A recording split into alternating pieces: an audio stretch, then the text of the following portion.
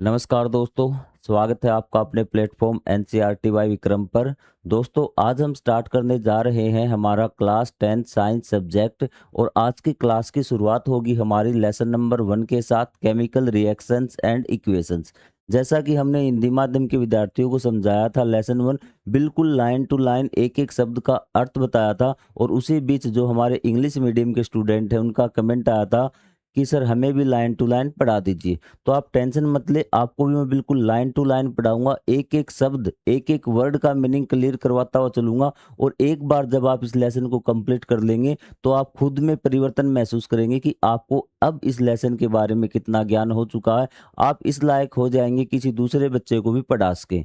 बस मैं आपसे 2 आशा रखता हूँ भी। एक, आपको क्लास खत्म होने के बाद ये बताना है कि आपको आज की क्लास कैसी लगी और अपने दोस्तों के साथ इस वीडियो को शेयर करना। 2 काम आप ये अवश्य कर देंगे। अब मैं आपका ज़्यादा समय वेस्ट नहीं करूँगा।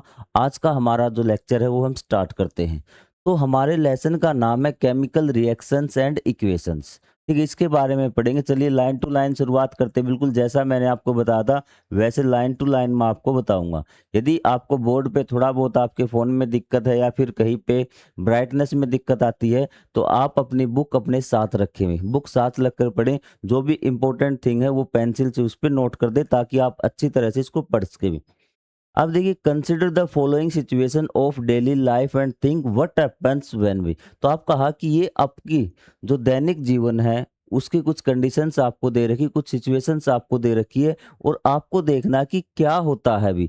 Milk is left at room temperature during summers. कि जब आप गर्मियों में, समर्स में, गर्मियों में क्या करते हैं, दूध को ऐसे ही रख देते हैं सामान्य ताप पर कि आपने न तो उसको फ्रिज पे रखा न गर्म करके रखा, आप दूध लेके आए और आपने वैसे का वैसा रूम टेम्परेचर पर रख दिया, तो क्या होगा? तो आपके पेरेंट्स भी इससे अच्छी तरह से बता पाएंगे कि आपका दूध है सुबह वो फट जाएगा, मतलब आपका खराब हो जाएगा। Situation 1 clear? An iron tava pan nail is left expose to humid atmosphere भी। तो यहाँ पे एक वर्ड है आपका ह्यूमिड भी। क्या है आपका? ह्यूमिड एटमोस्फियर भी। तो आपका कहा कि यदि लोहे की कोई भी आपको वस्तु दे रखी, लोहे का तवा है, लोहे का आपका पेन है या फिर कील है, कोई भी चीज़ है आपकी, वो आपने क्या रख दी? ह्यूमिड एटमोस्फियर में रख दी। ह्यूमिड का मतलब कि जिसमें आपके वेपर्स होते, वाटर वेपर्स होते भी, ठीक है? तो वो एटमॉस्फेयर, नमी होती है जिसमें भी, ठीक है, ह्यूमिडिटी होती है, उसको हम बोलते हैं ह्यूमिड एटमॉस्फेयर। तो क्या होगा? तो आप कहेंगे सर क्या होगा कि लोहे को क्या लग जाएगा? रस्ट लग जाएगा, जंग लग जाएगा भी। क्या लग जाएगा? रस्ट लग जाएगा लोहे को। आपको ये तो पता ही होगा कि लोहे को जंग लगने के लिए क्या चाहिए? रस्टिंग ऑफ आयरन आपने पढ़ा होगा कि लोहे को जंग लगने के लिए क्या चाहिए? आप कहेंगे सर ये जो आपको रस्ट लगना है लोहे को, इसको क्या हो सकता है? आप कहेंगे सर एक तो इसको चाहिए पानी, क्या चाहिए? वाटर चाहिए और प्लस में क्या चाहिए? इसको ऑक्सीजन चाहिए। क्या चाहिए? ऑक्सीजन आपकी चाहिए। तो आप बताइए, जो आपकी ह्यूमिड एटमॉस्फेयर है, ह्यूमिड का मतलब क्या हो गया? उसमें वाटर वेपर्स हो गए और एटमॉस्फेयर में O2 है होगी, तो इसका मतलब क्या? उसको ये दोनों कंडीशन मिल गई और लोहे को क्या लग जाएगा? जंग लग जाएगा। एक ब्राउन कलर की लेयर लोहे पर आ जाएगी। बिल्कुल क्लियर है? हाँ सर, ये सारी चीज़ें हमें समझ में आ रही है। ग्रेप्स गेट फर्मेंटेड भी। तो फर्मेंटेड क्या होता है अभी? कई बार आ जाता है कि ये ग्रेप्स है तो इसका फर्मेंटेड होगा तो क्या हो जाएगा अभी? आप देखिए, जो आपका ग्रेप्स है अभी, अंगूर है, तो उसमें क्या होता है आपका? उसमें होता है शुगर। क्या होता है? शुगर होता है अभी। क्या होता है? शुगर। आप कहेंगे सर शुगर है तो फिर क्या हो गया? शुगर है ना, तो एक आपका ऑर्गेनिज्म भी, ठीक है, जो है आपका ईस्ट आपने पढ़ा होगा, आगे आप बायोलॉजी जब पढ़ेंगे तब अच्छे से भी। ये क्या करता है? इस शुगर को भी किस में बदल देता है? ये बदल देता है अल्कोहल में। किस में बदल देता है? अल्कोहल में, इसमें ये बदल देता है। तो ये इसी प्रोसेस को क्या बोलते हैं? इसी प्रोसेस को बोलते हैं ग्रेप्स का फर्मेंटेड होना भी, ठीक है। जब आपका ईस्ट की सहायता से हम क्या करते हैं कि शुगर को आपको अल्कोहल में बदल देते हैं। तो ग्रेप्स के अंदर जो शुगर मौजूद होता है, मतलब उसका जो जूस होता है ना, वो मान लीजिए कि मैक्सिमम उसमें शुगर ही होता है। यदि उसमें कहीं से ईस्ट आ जाए तो क्या होगा कि वो आपका अल्कोहल में चेंज कर देगा। ईस्ट क्या कर देगा? शुगर को अल्कोहल में चेंज कर देगा। यही आपका ग्रेप्स का फर्मेंटेशन है भी। आप कहेंगे फूड इज कुक्ड। यदि आपके फूड को पकाने के बाद क्या होगा, अभी आप कहेंगे सर फूड को पकाने के बाद क्या होगा, फूड के पकाने के बाद तो हम उसको खा लेंगे, और क्या होगा अभी, आपको उसका नेचर देखना है कि उसका स्वरूप कैसा है। अभी जब आपने स्टार्टिंग में आलू लिया तो ठोस था आपका, सॉलिड था, लिक्विड था, गैस था, कितना सॉफ्ट था, कितना हार्ड था। आप कहेंगे सर बिल्कुल, कि जब उसको हम पका लेते हैं तो उसका स्वरूप आपका बदल जाता है। आपका जो, चाहे आप मिल्क ले लीजिए, कि मिल्क आपने अभी गर्म नहीं किया, उसको बॉयल नहीं किया, जब आप बॉयल करने के बाद उसका टेस्ट देखना, सारी चीज़ कितना परिवर्तन आता है। ठीक है, आलू है, आपने आलू अभी कच्चा है आपका, ठीक है, रो है अभी, ठीक है, कच्चा है, जब आप उसको पका लेते, कुक्ड कर लेते, उसका कैसा हो जाता है, उसकी हार्डनेस देखना, उसकी और जो करेक्टरिस्टिक्स है, गुण है, वो देखना बदल जाएंगे। आप कहेंगे सर बिल्कुल ये बात आपकी सही है। अभी food gets digested in our body, जब आपका शरीर के अंदर आपका भोजन पच जाता तब क्या होता है, तो तब क्या होगा सर, हमने तो मान लो हम क्या किस किस चीज में खाते हैं भी, सर हम तो रोटी खाते हैं, चावल खाते हैं और सारी चीजें खाते हैं, तो आपको ये नहीं सोचनी, आपको न्यूट्रिएंट सोचने हैं। कौन कौन से न्यूट्रिएंट आप लेते हैं सर, फाइनली तो हम लेते हैं प्रोटीन, लेते हैं क्या, लेते हैं प्रोटीन, प्रोटीन और क्या लेते हैं सर, फैट्स लेते हैं, और हम लेते हैं कार्बोहाइड्रेट। ठीक है, तो ये क्या होते हैं पचने के बाद भी, जैसे आपका प्रोटीन है वो अमीनो एसिड अलग प्रकार से बन जाते हैं। ठीक है, जो आपका फैट है वो फैटी एसिड में कन्वर्ट हो जाएगा, जो कार्बोहाइड्रेट है वो ग्लूकोज में आपका बदल जाएगा। तो ये क्या हुआ, कार्बोहाइड्रेट सभी की बात कर रहा हूँ मैं, एग्जाम्पल लेके आपको समझ आ रहा हूँ, इसका ग्लूकोज बन गया। अभी क्या बन गया, ग्लूकोज। आप कहेंगे सर बिल्कुल सर ग्लूकोज बन गया, कोई दिक्कत नहीं। तो ये चीज आपको समझ में कि जब आपका फूड डाइजेस्ट होता है, क्या होता है कि आपका कार्बोहाइड्रेट था वो ग्लूकोज बन गया, मतलब ये आपका कॉम्प्लेक्स स्ट्रक्चर है। क्या है, कॉम्प्लेक्स न्यूट्रिएंट है अभी। ठीक है, न्यूट्रिएंट का क्या है, ये कॉम्प्लेक्स रूप है, जटिल रूप है, और हमें जटिल रूप में हम कुछ नहीं कर सकते, हमें क्या चाहिए, सिंपलर चाहिए। भी क्या चाहिए, सिंपलर टाइप चाहिए, और ग्लूकोज क्या है आपका, सिंपलर टाइप है फूड का भी। आपको आगे समझ में, तो आप यहाँ से बता सकते हैं जो जटिल कॉम्प्लेक्स है वो किस में बदल जाएंगे, सिंपलर सब्सटेंस में बदल जाएंगे, जब आपके शरीर में भोजन डाइजेस्ट हो जाता है। अभी ठीक है, हम जो फूड लेते हैं वो किसके रूप में लेते हैं, हम कॉम्प्लेक्स फूड के रूप में लेते हैं। आपको आगे बात समझ में, हाँ सर ये चीजें हमें आ गई। वी रेस्पायर, जब हम सांस लेते हैं भी, ठीक है, जब हम श्वसन करते हैं, रिस्पिरेशन हम करते हैं, क्या तब क्या होता है, कि तब क्या होता है कि हमारे पास ग्लूकोज है, और आपका रिस्पिरेशन आप समझते हैं कि आपने नाक से सांस लिया और आपने छोड़ दिया, ये रिस्पिरेशन है, ये रिस्पिरेशन नहीं है, ये आपका क्या है, ये आपका ब्रेथिंग है, सिर्फ इनहेल करना और एक्सहेल करना, कि श्वास लेना और श्वास छोड़ना, ये आपका क्या ब्रेथिंग है। आपका ये क्या होता है, आपका रिस्पिरेशन। रिस्पिरेशन आपका होता है जब ग्लूकोज के साथ सेल के अंदर O2 मिलता है। भी क्या है, ऑक्सीजन के साथ ये होता है, तो आपको क्या मिलता है कि सर हमें एनर्जी मिलती है, और भी चीज़ें मिलती है, एनर्जी होती है आपकी, CO2 रिलीज होती है। ठीक है, आपकी, ठीक है, तो मेनली ये बात है कि हमें क्या है, एनर्जी मिलती, क्या होता है कि ये आपका ग्लूकोज और O2 क्या है, आपस में रिएक्शन करके हमें एनर्जी देते हैं, जिसमें आपकी CO2 भी बनती है। ठीक है, तो आपका यहाँ पे प्रोडक्ट आपके बनेंगे भी। आप कहेंगे सर बिल्कुल सही, ये बात हमें समझ में आ गई, सारे के सारे पॉइंट समझ में आ गए, 5 के 5। कोई दिक्कत नहीं, टाइम लगा है तो टाइम लगा लीजिए भी। ठीक है, तो मैं एक बार क्विक रिवीजन करवाता हूँ, आपको सारी चीजें पता है या नहीं भी। आप बताइए कि अगर रूम टेम्परेचर को, मिल्क को रखा गया समर्स में, गर्मियों में, तो क्या होगा सर, वो खराब हो जाएगा। ठीक है, अगर लोहे को रखा गया आपका ह्यूमिड एटमॉस्फेयर में तो क्या होगा, तो सर उस पे जंग लग जाएगा, रस्ट लग जाएगा आपका। ठीक है, रस्टिंग ऑफ आयरन। यदि उसको ग्रेप्स का फर्मेंटेड होना क्या होता है, कि जो ईस्ट की सहायता से हम क्या करते हैं, ग्रेप्स के अंदर जो शुगर मौजूद होता है उसको आपका अल्कोहल में बदल देते हैं, ये फर्मेंटेशन होता है। फूड इज कुक्ड, फूड को कुक्ड करने के बाद क्या है, जो उसके सब्सटेंस हमने लिए थे, रॉ मटेरियल, उनका नेचर बदल जाता है। अभी क्या है, नेचर बदल जाता है, हार्डनेस, उनकी प्रॉपर्टीज आपकी काफ़ी ज़्यादा चेंज हो जाती है। Food get digested in our body, जब फूड हमारे शरीर में डाइजेस्ट होता है तब क्या होता है, तो आप कहेंगे सर जो हमारे कॉम्प्लेक्स रूप में हमने फूड खाया था वो आपका सिंपलर रूप में कन्वर्ट हो जाता है, सिंपलर टाइप में कन्वर्ट हो जाता है।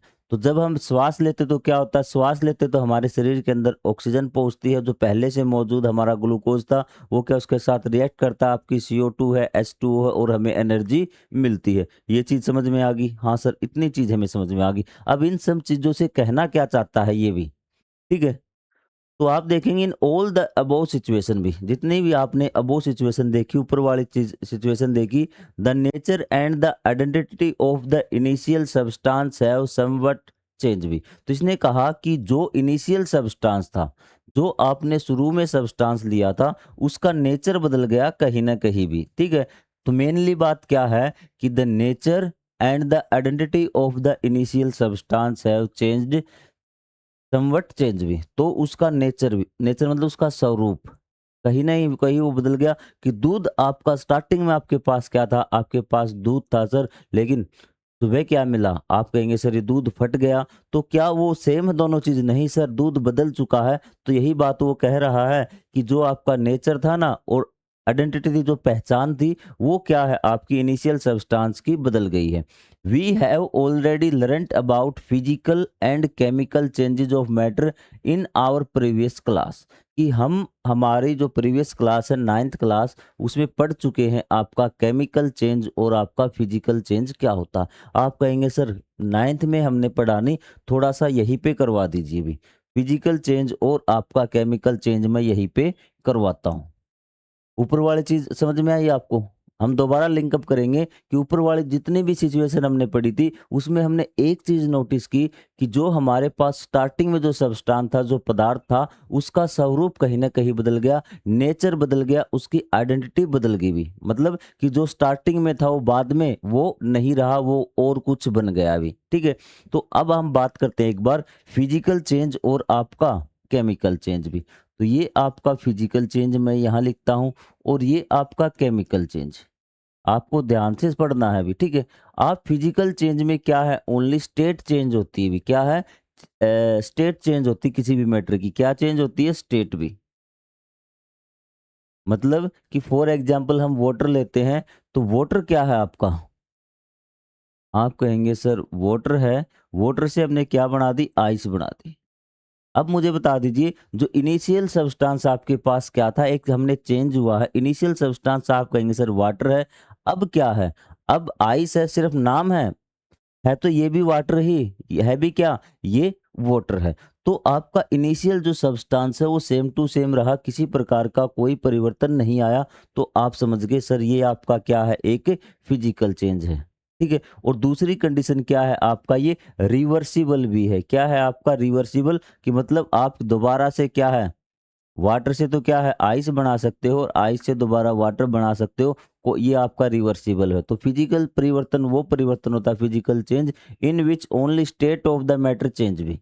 जो आपका मैटर है, जो पदार्थ है, उसकी स्टेट चेंज होती है। And it is also reversible, मतलब इसे आपका दोबारा से पुनः प्राप्त इसको किया जा सकता है। कि आइस से वाटर, वाटर से आइस। आप कहेंगे सर ये चीजें हमें समझ में आ गई, फिजिकल चेंज समझ में आ गया। हाँ सर, फिजिकल चेंज हमारे समझ में आ चुका है। अब हम बात करते हैं आपके केमिकल चेंज की। केमिकल चेंज आपके पास कोई भी चीज थी भी, ठीक है। जैसे मैं लेता हूँ आपके पास लकड़ी, वुड लेता हूँ भी। क्या लेता हूँ? वुड। आप कहेंगे सर वुड आपकी सेल्यूलोज से बनी हुई है, मान लीजिए आपके पास सेल्यूलोज है, ठीक है। तो आपको ने क्या किया, इसको जला दिया भी। क्या कर दिया? जला दिया, बर्न कर दिया इसको। तो क्या होगा सर, ये यहाँ पे बन जाएगा कोयला। कोयला आपको पता है कार्बन का रूप होता है। तो ये देखिए आपका न्यू सब्सटेंस फॉर्म्ड। ये वही चीज है क्या दोनों? नहीं सर, वो चीज नहीं है। और ये चेंज क्या है आपका, क्या दोबारा आप बना सकते हैं? आप कहेंगे सर दोबारा हम इसको नहीं बना सकते। तो ये क्या है? केमिकल चेंज वो चेंज होता है जिसमें आपको न्यू सब्सटेंस फॉर्म्ड होता है, नया सब्सटेंस बनता है। जो इनिशियल सब्सटेंस है वो तो चेंज हो गया ना। The nature of initial substance and identity of the initial substance changed. कि जो आपका इनिशियल सब्सटेंस था उसका नेचर बदल जाता है और उसकी पहचान बदल जाती है। And we get a new substance, हमें एक नया सब्सटेंस मिलता है। कि वो चेंज आपका क्या कहलाता है? केमिकल चेंज कहलाता है। और इट इज आल्सो इरिवर्सिबल, ये आपका इरिवर्सिबल भी होता है। आपको आगे बात समझ में? हाँ सर, ये बातें हमें समझ में आ गई। अब हम पढ़ते हैं ऊपर भी दोनों। Whenever a chemical change occurs, we can say that a chemical reaction has taken place. उसने कहा कि जब भी आपका केमिकल चेंज होगा, अब ध्यान से सुन लेना, इसका मतलब है केमिकल रिएक्शन हुई है भी, ठीक है, एक केमिकल रिएक्शन हुई है। अब केमिकल रिएक्शन के बारे में मैं आपको बताता हूँ यहाँ से भी। आप कहेंगे सर अगर एक इसने क्या बोला लाइन में, आपको लाइन समझनी है एनसीईआरटी की, तभी आपको एनसीईआरटी समझ में आएगी भी, ठीक है। तो इसने बोला है ये चीज़ कि whenever a chemical change occurs we can say that a chemical reaction has taken place, कि जब भी आपका कोई केमिकल चेंज होगा इसका मतलब क्या है, एक केमिकल रिएक्शन हुई है। तो चलिए इसी पे हम बात करते हैं कि केमिकल रिएक्शन आपकी किस प्रकार से हुई। एक केमिकल चेंज आपने क्या पढ़ा था सर, हमने केमिकल चेंज में क्या पढ़ा था,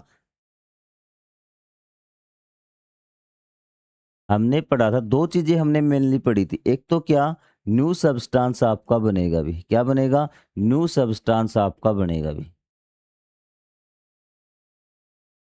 ठीक है। बस आप ये पहचान याद रखिए कि जो केमिकल चेंज होगा उसमें आपका न्यू सब्सटेंस बनेगा, ठीक है। और identity of the initial substance change, जो आपका इनिशियल सब्सटेंस है उसकी पहचान और and nature will be changed, उसका नेचर है वो क्या होगा, आपका बदल जाएगा। आप कहेंगे सर ठीक है,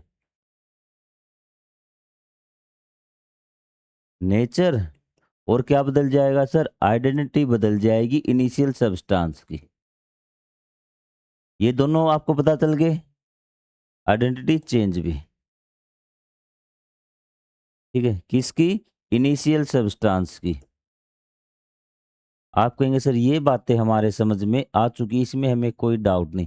तो केमिकल अगर ये चीज हुए है ना, ये चीज हुई है तो इसका मतलब क्या है, केमिकल रिएक्शन हुई है भी, आपकी रासायनिक अभिक्रिया हुई है। तो आप कहेंगे सर डेफिनेशन हम किस प्रकार से लिखेंगे, तो उसको हम अलग प्रकार से उसकी डेफिनेशन लिखेंगे। तो डेफिनेशन क्या लिखेंगे, when two or more than two substance,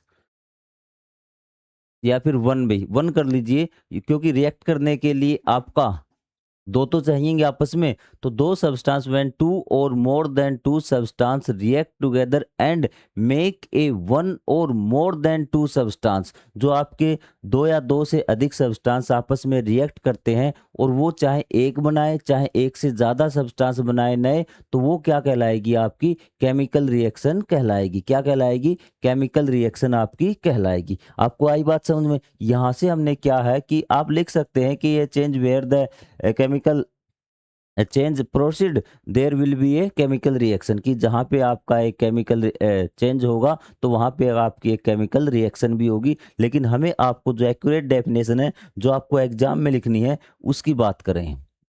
when two or more than two substance react together, जब दो या दो से अधिक सब्सटेंस है वो रिएक्ट करते हैं एक दूसरे के साथ, and make a or more than two, make one or more than two substance, that is called आपकी केमिकल रिएक्शन। उसको क्या बोलेंगे आप, केमिकल रिएक्शन बोलेंगे। आप कहेंगे सर इतनी बात सही है भी, कोई दिक्कत हमें नहीं है भी। You may perhaps be wondering as to what is actually meant by chemical reaction. तो अब आपके मन में ये क्वेश्चन होगा कि केमिकल रिएक्शन का क्या मतलब है, कि केमिकल रिएक्शन हुई है या नहीं हुई। तो सीधी सी बात है, आपको देखना है कि केमिकल चेंज हुआ है या नहीं हुआ, वहीं से आपको पता चलेगा कि केमिकल रिएक्शन हुई है या नहीं हुई। डेफिनेशन आपको याद होगी केमिकल रिएक्शन की, हाँ सर डेफिनेशन हमारे याद हो चुकी केमिकल रिएक्शन की। When two or more than two substance react together and produce one or more than one substance is called chemical reaction. उसको क्या बोलेंगे, केमिकल रिएक्शन हम बोलेंगे। आप कहेंगे ये चीज क्लियर है sir.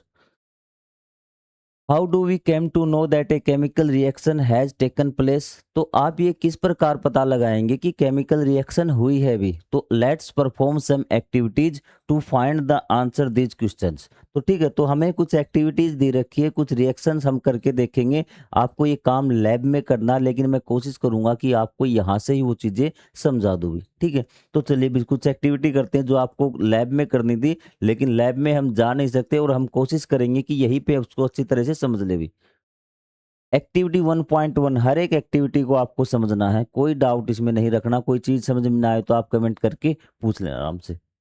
This activity needs the teacher's assistant, it would be better if student wear stable eye glasses. ने कहा कि टीचर के साथ करनी, ये मत पहुंच जाना लैब में और लैब में लेके सारा काम खराब कर दो, लैब को ही जला दो भी, ठीक है। टीचर के जब प्रेजेंट हो तब आपको ये क्या करनी है, एक्टिविटी करनी है। अभी आपको क्या करना है, अभी जो जो क्वेश्चन बनेगा वो भी मैं आपको बताता चलूंगा कि कहाँ से क्या क्वेश्चन बन सकता है जो एग्जाम में पूछा जा सकता है।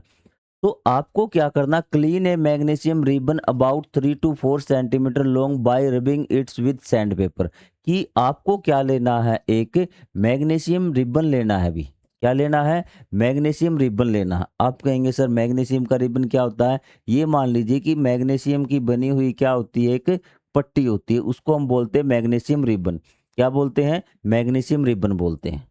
इसको सैंड पेपर से साफ करना है। अभी ठीक है, सैंड पेपर आपने देखा होगा तो लोहे पे जंग लगने के लिए घिसते हैं, वो साफ करने के लिए इस प्रकार थोड़ा सा खुरदरा टाइप आपका होता है, तो उसको इसको साफ करेंगे।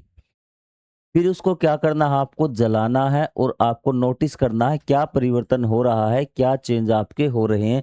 तो यहाँ पर देखिए, यहाँ पे पहला क्वेश्चन तो आपके साइंस में यही बनता है, what is a chemical reaction. Chemical reaction क्या है, अभी वो मैंने आपको डेफिनेशन बता दी। और दूसरा क्वेश्चन बनेगा कि जब आप एक्टिविटी 1.1 कर रहे हैं, मतलब मैग्नीशियम के रिबन को जला रहे हैं, तो आपने इसको सैंड पेपर से साफ क्यों किया, why you clean it with sand paper. कि आपने इसको सैंड पेपर से साफ क्यों किया।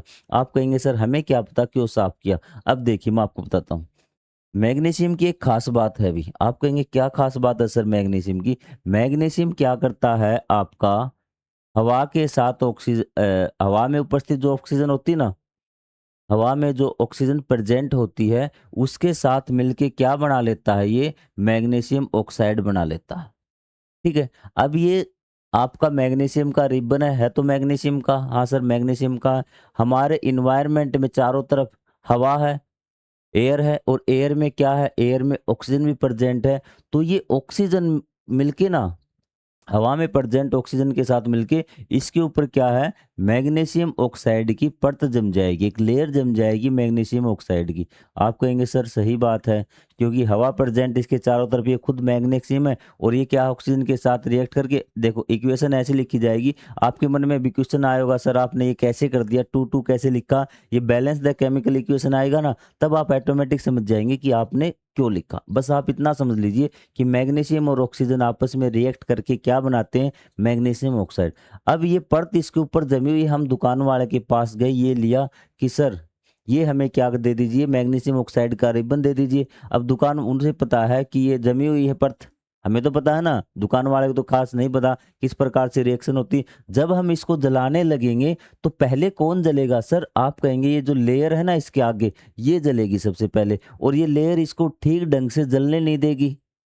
ठीक है, क्योंकि मैग्नीशियम ऑक्साइड इतनी आसानी से आपका जलता नहीं। तो अब हमें दिक्कत होगी, अब क्या करें। तो अगर हम इस लेयर को हटा देना तो हमारी बात बन जाए, मैग्नीशियम रिबन आपका बिल्कुल अच्छी तरह से जलेगा। तो हम क्या करेंगे, हम एक सैंड पेपर लेंगे, और सैंड पेपर लेने से बाद क्या करेंगे, इसको इस प्रकार से क्या करेंगे, साफ कर देंगे। ये मैग्नीशियम ऑक्साइड की परत आपकी हट जाएगी, आपका रिबन है वो बच जाएगा, और ये आपका क्या है, अच्छी तरह से जलने लगेगा भी। ठीक है, ये चीज़ क्लियर, हाँ सर ये चीज़ हमें क्लियर हो गई क्यों हमने साफ किया भी। अब ये कह रहा है कि जलने के बाद भी क्या होगा, ये चीज़ें तो आप बता दीजिए कि आपने अभी तो रिबन हटाया, जलने के बाद क्या होगा कि आपका ये है इस प्रकार से जलेगा, और यहाँ पर क्या है, एक आपका पाउडर फॉर्म में आ जाएगा, वाइट कलर का पाउडर आ जाएगा, वाइट फ्लेम के साथ ही ये जलेगा भी। दो चीज आपको नोट करनी है, जो ये मैग्नीशियम रिबन जलेगा ना, इसकी फ्लेम भी कैसे होगी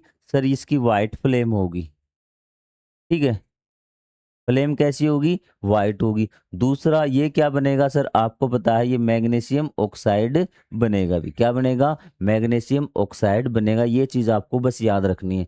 आप देखिए अब इसमें चेंज क्या हुआ सर, हमने क्या था, हमारे पास रिबन था इस प्रकार का, हमारे पास तो क्या था, मैग्नीशियम था, और क्या था सर, ऑक्सीजन था। दोनों ने मिलके क्या बना दिया, मैग्नीशियम ऑक्साइड। क्या ये दोनों पदार्थ पहले हैं इनिशियल वाले, नहीं सर, इनमें तो क्या हो गया, चेंज हो गया। कि जो आपका इनिशियल था ना, इनिशियल सब्सटेंस जो आपके पास था, उसका नेचर भी बदल गया और उसकी आइडेंटिटी भी बदल गई। पहले हम उसको मैग्नीशियम बोलते थे, इसको अलग से ऑक्सीजन बोलते थे, अब दोनों मिलके ये क्या पदार्थ मिल गया, मैग्नीशियम ऑक्साइड। इसका मतलब क्या हुआ, केमिकल चेंज हुआ है। तो इसका मतलब क्या हुआ, ये एक केमिकल इक्वेशन यहाँ पर हुई, केमिकल रिएक्शन हुई है। तो आप कहेंगे सर ये बात हमारे समझ में आ गई, मजा आ गया अभी। ठीक है, activity 1.1 complete.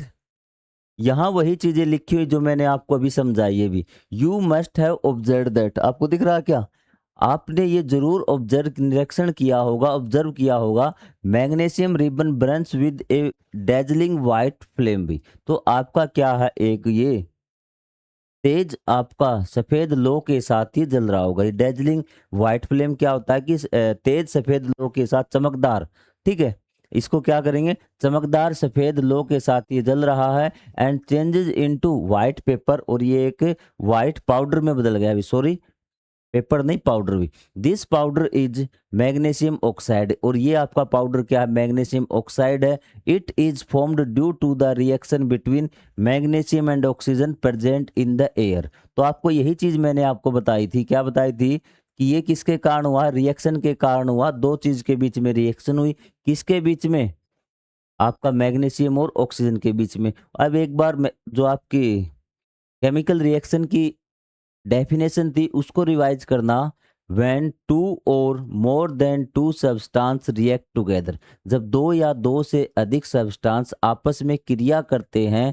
One or more than one, या तो वन या फिर दो से ज्यादा न्यू सब्सटेंस फॉर्म्ड, नए सब्सटेंस बनते, that is called chemical reaction. यही तो काम हुआ है, मैग्नीशियम और ऑक्सीजन ने क्या किया, आपस में क्रिया की है और एक न्यू सब्सटेंस बना दिया।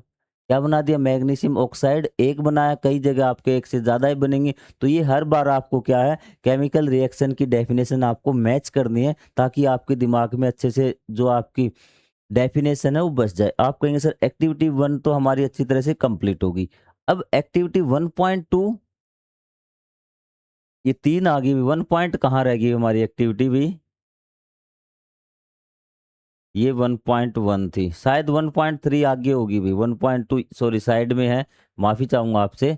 स्कोर देख लीजिए भी। टेक ए लेड नाइट्रेट भी, आपको क्या करना है, लेड नाइट्रेट लेना है। आप कहेंगे सर कोई बात नहीं, in a test tube add potassium iodide solution to this, और आपको क्या है, जो पोटासियम आयोडाइड का सॉल्यूशन इसमें मिक्स करना है। लेड नाइट्रेट लेना है एक टेस्ट ट्यूब में आपको, और दूसरे में क्या लेना है आपको, पोटासियम आयोडाइड लेना है, इसको मैच करना है। आप कहेंगे सर मैच कर लेंगे, कोई दिक्कत नहीं है। व्हाट डू यू ऑब्जर्व, आप क्या ऑब्जर्व करते हैं। 1.3 देखिए। अब आपको दूसरे में क्या करना, आपको मैं तीनों एक साथ करवा दूंगा। Take a few zinc granules, कि आपको जिंक के छोटे छोटे छोटे दाने लेने हैं। आप कहेंगे सर ले लिए। In a conical flask or test tube add dilute HCl भी। हाइड्रोक्लोरिक एसिड क्या होता है आपका, HCl है, चाहे आप सल्फ्यूरिक एसिड डाल दीजिए। ये आपका डाइल्यूट वर्ड है ना, डाइल्यूट वर्ड है, ये आपको हम जब एसिड बेस पढ़ेंगे उसमें बिल्कुल अच्छी समझ में आ जाएगा। फिलहाल के लिए इतना देख लीजिए कि जो आपके एसिड होते हैं ना, एसिड और बेस, ये क्या होते हैं आपके, डाइल्यूट होते हैं। एक तो क्या होते हैं डाइल्यूट, और एक आपका होता है कंसंट्रेटेड। क्या होता है, कंसंट्रेटेड। तो डाइल्यूट का मतलब क्या होता है, डाइल्यूट का मतलब कि उसमें जो आयंस बनाने की क्षमता है ना, वो आपकी कम होती है। ठीक है, जो आपकी वाटर है वो आपका ज्यादा होता है, पानी में डाल के हम इसको डाइल्यूट करते हैं। और ये आपका बहुत ज़्यादा अम्लीय होता है, एसिडिक होता है, या फिर बेस अगर होगा तो बेसिक होगा आपका। ठीक है, तो ये डाइल्यूट, और ये आप एसिड की बात करेंगे हम सिर्फ यहाँ पे। डाइल्यूट मतलब जिसमें आपके H+ आयन बनाने की क्षमता कम होगी, और कंसंट्रेटेड आपका क्या होता है कि जिसका एसिडिक बिहेवियर बहुत तेज होता है आपका भी, जिसमें H+ आयन बनाने की क्या कैपेसिटी बहुत ज़्यादा होती है भी, मतलब कि जो आपकी वॉल्यूम ऑफ H+ आयन है वो बहुत ज़्यादा होता है अभी। ठीक है, क्वांटिटी H+ आयन की डाइल्यूट में कम और आपका कंसंट्रेटेड में ज़्यादा होती है। इतनी बात शॉर्ट में समझ लीजिए। डिटेल से हम जब एसिड बेस वाला चैप्टर पढ़ेंगे उसमें आ जाएगा आपका। तो आपको क्या करना है, वो आपको जिंक ले लिया, जिंक में आपको हाइड्रोक्लोरिक एसिड या सल्फ्यूरिक एसिड है, ये आपको डालना है। ठीक है, और फिर आपको ऑब्जर्व करना है क्या हो रहा है या फिर क्या नहीं हो रहा। तो ये आपकी दो एक्टिविटी है, एक एक्टिविटी हम समझ चुके हैं। ठीक है, आप चलिए मैं आपको ये दोनों एक्टिविटी करवा देता हूँ एक बार, ताकि आपको डायग्राम दिमाग में, आपको डेफिनेशन भी याद करनी पड़ेगी इनकी, और चीज़ें भी आपको समझनी पड़ेगी भी। ठीक है, तो यहाँ पे मैं आपको एक एक करके सारी दिखा देता हूँ, ताकि आपको समझ में आ जाए। स्क्रीनशॉट ले लेना इनका एक बार यदि आप सको तो ये आपका पहली एक्टिविटी 1.1 कि आपने मैग्नीशियम का रिबन था, तो आपने क्या किया, इसको रेगमार से आप सैंड पेपर से क्या कर रहे हैं, साफ कर रहे हैं। साफ करने के बाद इस पे आप ले आए यहाँ पर भी, इसको आपने जलाने की कोशिश की तो ये देखिए आपका डेजलिंग वाइट लो के साथ, चमकदार सफेद लो के साथ ये आपका जल रहा है। और जलने के बाद किस में कन्वर्ट हो गया, ये आपका पाउडर में कन्वर्ट हो गया। ये आपकी पहली एक्टिविटी है। ये आपकी इक्वेशन, इसकी केमिकल इक्वेशन दोनों प्रकार से आप लिख सकते हैं। कोई डाउट नहीं, कोई डाउट नहीं सर। आगे वाली एक्टिविटी पे आ जाइए भी। चलो आगे वाली एक्टिविटी पे आ जाते हैं। आगे वाली कौन सी थी सर? आगे वाली थी आपका ये वाली भी। आपको क्या करना था, लेड नाइट्रेट का लेना था। क्या लेना था? लेड नाइट्रेट, ठीक है। और उसमें क्या डालना आपको? Potassium iodide. तो चलो लेड नाइट्रेट में आपका लेके दिखाता हूं आपको भाई। लेड नाइट्रेट क्या है सर? लेड नाइट्रेट है आपका, फॉर्मूले साथ साथ याद करना, NO3 और ये आपका 2। लेड नाइट्रेट आपने ले लिया और साथ में इसमें क्या ऐड करना था सर? पोटासियम आयोडाइड इसमें ऐड करना था। और ध्यान रखना ये दोनों सब्सटेंस है, दोनों आपके पदार्थ है, ये आपके क्या कलरलेस है। क्या आपके ये कलरलेस है? क्या है? कलरलेस। इनका कोई रंग नहीं है। ये बिल्कुल वाटर जैसे आपको दिखते होंगे, क्योंकि वाटर का भी आपका कलरलेस होता है, ठीक है। तो आप कहेंगे सर बिल्कुल सही। तो उसके बाद जब ये दोनों आपस में रिएक्ट करेंगे तो आपको क्या मिलेगा कि आप कहते जब हमने इन दोनों को मिक्स कर दिया तो सर हमें तो क्या मिल गया? एक तो मिल गया हमें लेड आयोडाइड। क्या मिल गया? लेड आयोडाइड मिल गया। और आपका क्या मिला? आपका मिला पोटासियम नाइट्रेट। क्या मिला? Potassium nitrate. ये चीज हमें मिली भी। तो आप देखिए, तो क्या केमिकल रिएक्शन हुई है? केमिकल रिएक्शन क्या होता है कि when two or more than two substance react together and formed one or more than one new substance, कि वो नए पदार्थ बना देते हैं, एक या एक से ज्यादा। तो हमारे पास स्टार्टिंग में क्या था और इन दोनों को मिलाने के बाद नई चीज बन गई क्या? हाँ सर बिल्कुल नई चीज बन गई। मतलब आपका क्या हुआ? केमिकल रिएक्शन हुई है। केमिकल रिएक्शन होगी। एक चीज और इसको आपको साथ में नोट करनी है कि आपने दो कलरलेस सब्सटेंस मिलाए थे और यहाँ पे आपको जो लेड आयोडाइड है इसका कलर क्या है? येलो है। तो इसका मतलब जो आपकी केमिकल रिएक्शन है उसमें क्या है आपका? चेंज हो सकता है। क्या? कलर भी चेंज हो सकता है। ये उसकी कैरेक्टरिस्टिक आ जाएंगी, characteristics of A chemical reaction. जैसे पीछे वाला पढ़ा था ना हमने, जो पीछे वाले में पढ़ा था हमने, क्या पढ़ा था पीछे वाले में? कि ये हम क्या पढ़ रहे हैं कि एक केमिकल रिएक्शन है। ये पहले तो हम ये देख रहे हैं क्या केमिकल रिएक्शन हो रही है, और उसके बाद हम चेक कर रहे हैं कि इसमें क्या चेंज होते हैं एक केमिकल रिएक्शन के दौरान। तो आपने कहा कि उसकी स्टेट आपकी बदल सकती है, नया सब्सटेंस बनेगा, ये तो सबको कन्फर्म है केमिकल रिएक्शन में। तो और क्या हो सकता है कि उसका स्टेट है, उसकी नेचर है, वो आपकी बदल सकती है। आप कहेंगे सर बिल्कुल सही बात है अभी। और इसमें क्या देखा हमने, जो आपका लेड आयोडाइड वाला था, तो इसमें हमने देखा कि इसमें कलर भी चेंज आपका हो सकता है भी, ठीक है। कलर भी आपका चेंज हो सकता है। और उसके साथ साथ बस एक चीज याद रखना कि ये जो आपका लेड आयोडाइड है भी, जो लेड आयोडाइड बना है ये आपका सॉलिड है भी। ये आपका क्या है? सॉलिड है। और ये जो आपका पैसिपिटेट बोलते हैं, इसको क्या बोलते हैं? पैसिपिटेट बोलते हैं। और इसको पैसिपिटेट रिएक्शन भी बोलते हैं। आगे आएगा आपको दोबारा इस रिएक्शन का हम जिक्र करेंगे कि जब आपका लेड नाइट्रेट है इसको पोटासियम आयोडाइड के साथ मिक्स किया जाता है तो आपका, सॉरी, लेड नाइट्रेट है इसको पोटासियम आयोडाइड के साथ जब हम मिक्स करते हैं तो क्या बनता है आपका? लेड आयोडाइड मिलता ही होता है आपका येलो पैसिपिटेट, कि सॉलिड फॉर्म में होता है। थोड़ी देर बाद ये नीचे बैठ जाता है, इसलिए इस रिएक्शन को हम बोलते हैं पैसिपिटेशन रिएक्शन। चीजें क्लियर? और साथ में क्या बनता है आपका? पोटासियम नाइट्रेट आपका बनता है। इसका स्क्रीनशॉट आप ले सकते हैं क्योंकि आपसे पूछेगा भी, ठीक है, कि इस रिएक्शन को लिखिए भी। प्रेसिपिटेशन रिएक्शन का एक एग्जांपल दीजिए, तो आपको ये रिएक्शन आपको लिखनी भी। या फिर आपसे पूछ लेगा कि जब इनको मिक्स करते हैं ना तो एक पीले रंग का प्रेसिपिटेट बनता है, उसका क्या नाम है? वो आपका लेड आयोडाइड है। इस प्रकार से आपसे पूछ सकता है भी।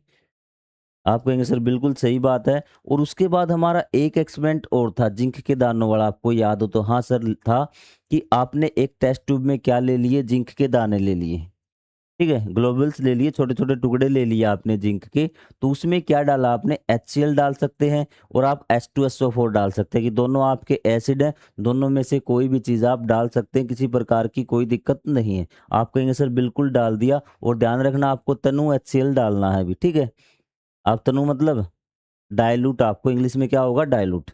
आप कहेंगे सर डाल दिया, तो आप जैसे ही इसमें डालेंगे आप 2-4 मिनट के बाद महसूस करेंगे कि इसमें क्या है कि गैस के बुलबुले निकलने लगे हैं अभी। क्या है, आपके गैस के बुलबुले आपके निकल रहे हैं अभी, ठीक है? तो आपको ये कैसे पता चला कि ये गैस के बुलबुले हैं? क्योंकि आपको पता है कि वाटर में से जब हवा निकलती है ना, तो आपके बुलबुलों के फॉर्म में से निकलती है, गैस जब निकलती है, तो ये कौन-सी गैस के बुलबुले, ये आपके हाइड्रोजन गैस के बुलबुले हैं भी। तो आपको कैसे पता चला ये हाइड्रोजन गैस है? जब आप इसके नज़दीक कैंडल लेके आएँगे ना, तो ये पॉप की आवाज़ के साथ जलेगी भी, थोड़ी जैसे पट, पट, पट की आवाज़ के साथ जलेगी, तो इसका मतलब क्या है, ये आपकी हाइड्रोजन गैस थी, आप पता लगा लेंगे। और आपने एक चीज़ और नोटिस की, आपने नोटिस किया इसके हाथ लगा के इस टेस्ट ट्यूब के कि ये आपकी गर्म हो चुकी है। क्या हो चुकी है? गर्म हो चुकी है, टेम्परेचर बढ़ गया, तो इसका मतलब पहले तो देखिए केमिकल रिएक्शन हुई या नहीं हुई है। आप कहेंगे कि आपका केमिकल रिएक्शन कैसे पता चलेगा? केमिकल चेंज से, केमिकल चेंज हुआ ही नहीं। आपके इनिशियल सब्सटेंस क्या थे सर? हमारे पास तो जिंक और क्या था? HCl था। लेकिन हमारे पास क्या मिल गया हमें? जिंक क्लोराइड और हाइड्रोजन गैस, मतलब नई चीज़ हमें मिल चुकी है। इसका मतलब केमिकल चेंज हुआ है, और केमिकल चेंज हुआ तो ये क्या, आपकी केमिकल रिएक्शन आपकी हुई है। व्हेन 2 और more then 2 substance react together, एक दूसरे के साथ रिएक्ट करते हैं and produce one or more than one substance is called chemical reaction भी। ये क्या, आपकी केमिकल रिएक्शन होती है। अब यहाँ से हमें क्या पता चला? यहाँ से हमें पता चला कि केमिकल रिएक्शन में क्या है, आपकी गैस भी प्रोड्यूस हो सकती है। क्या है? गैस भी निकल सकती है, और जो आपका टेम्परेचर है वो भी चेंज आपका हो सकता है केमिकल रिएक्शन के दौरान। आपने कहा कि उसका स्टेट चेंज हो सकती है, आपका कलर चेंज हो सकता है, आपका क्या है, गैस निकल सकती है, टेम्परेचर चेंज हो सकता है। ये सारी क्या है, केमिकल रिएक्शन की कैरेक्टरिस्टिक्स हैं। क्या है? कैरेक्टरिस्टिक्स है। आप कहेंगे सर इतनी चीज़ें में समझ में आ गई, और यहाँ पे कुछ नहीं कर रखा, यहाँ पे बस आपका H2SO4 ले रखा, सल्फ्यूरिक एसिड ले रखा है। इनके फॉर्मूले आप अभी से याद करना स्टार्ट कर दीजिए, क्योंकि बाद में जब एक बहुत ज़्यादा हो जाएंगे ना, तो आपको ये चीज़ समझ में नहीं आएगी भी। तो आप कहेंगे सर बिल्कुल सही, कोई दिक्कत नहीं, हम याद कर लेंगे। जिंक सल्फेट और हाइड्रोजन गैस तो आपकी बनेगी ही बनेगी भी, ठीक है। यहाँ से मैं आपको एक चीज़ बता देता हूँ, आगे आपका जो लेसन आएगा ना, उसमें क्या होगा, उसमें आपसे पूछा जाएगा ये जिंक कोई मेटल है ना, मेटल आपका एसिड के साथ रिएक्ट करती है तो क्या होता है, तो आप कहेंगे साल्ट बनाएगी, और प्लस में क्या है, हाइड्रोजन गैस होगा। ये आपकी रिएक्शन यही घूम फिर के आएंगी। पहले लेसन में जो रिएक्शन है सारी आगे वही घूम फिर के आएंगी, बस आपको सोचना होगा और याद रखना होगा भी, ठीक है। और याद मैं आपको करवा दूँ, तुम टेंशन मत लो भी। चीजें क्लियर? अब लौट चले जिंदगी की ओर। जिंदगी कहाँ है? जिंदगी हमारी इस लेसन में है भी। तो तीनों आपने कर ली।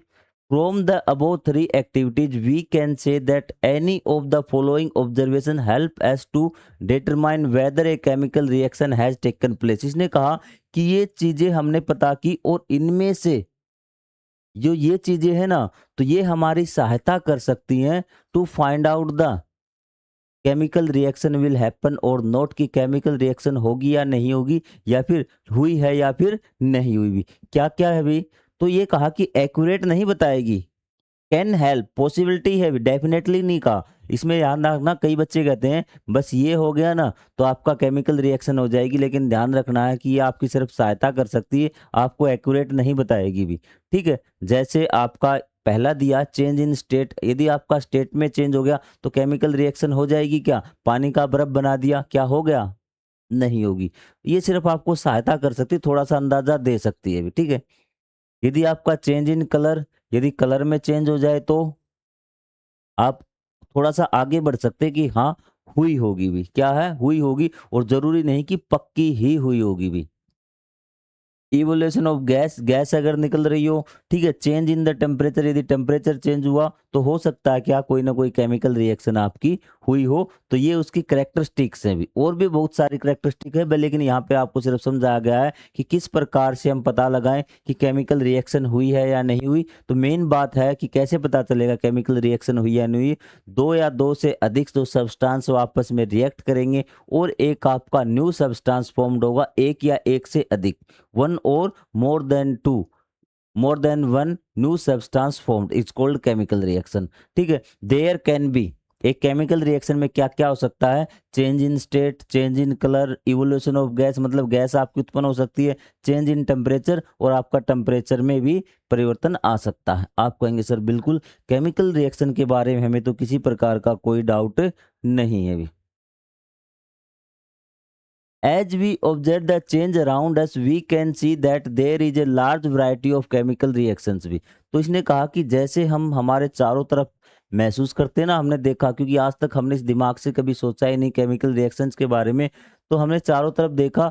We can see that there is a large variety of chemical reactions, कि बहुत सारी केमिकल रिएक्शन हमारे चारों तरफ हो रही हैं taking place around us, we still study about the various types of the chemical reactions, कि हम क्या करेंगे आगे अलग अलग प्रकार की केमिकल रिएक्शंस के बारे में इस अध्याय में पढ़ेंगे, and their symbolic representation in this chapter, और उनकी जो सिंबॉलिक रिप्रेजेंट है ना, कि उनके प्रतीक चिन्हों के द्वारा, सिंबल्स के द्वारा किस प्रकार से केमिकल रिएक्शन को रिप्रेजेंट कर सकते हैं, वो भी हम इस अध्याय में सीखेंगे। तो आज का आपका क्वेश्चन, 2 क्वेश्चन है, 2 क्वेश्चनों के आपको जवाब मिले हैं, तो आपका लेसन आपने ध्यान से पढ़ा है। अगर नहीं मिले तो आपने लेसन ध्यान से नहीं पढ़ा। पहला क्वेश्चन है कि मैग्नीशियम को जलाने से पहले, मैग्नीशियम रिबन को हम जलाने से पहले जो आपका सैंड पेपर है उससे हम क्यों साफ करते हैं। तो आपको पता होगा कि मैग्नीशियम ऑक्सीजन के साथ रिएक्ट करके एक परत बना देता है, उसको साफ करने के लिए हम उसको करते हैं। दूसरा, what is a chemical reaction, when two or more than two substance react together and formed one or more than one substance is called chemical reaction. ठीक है, in the chemical reaction there can be, in a chemical reaction there can be change in state. आप नीचे लिख सकते हैं 2-3 properties, ताकि आपका answer और बढ़िया हो जाए। तो मैं आशा करता हूं कि आज का जो समझा हमने वो आपको अच्छी तरह से समझ में आ गया होगा। फिर भी आपका कोई डाउट रहता है वो आप कमेंट करके पूछ सकते हैं, और तीनों जो हमने एक्टिविटी की थी वो भी आपको याद रखनी है।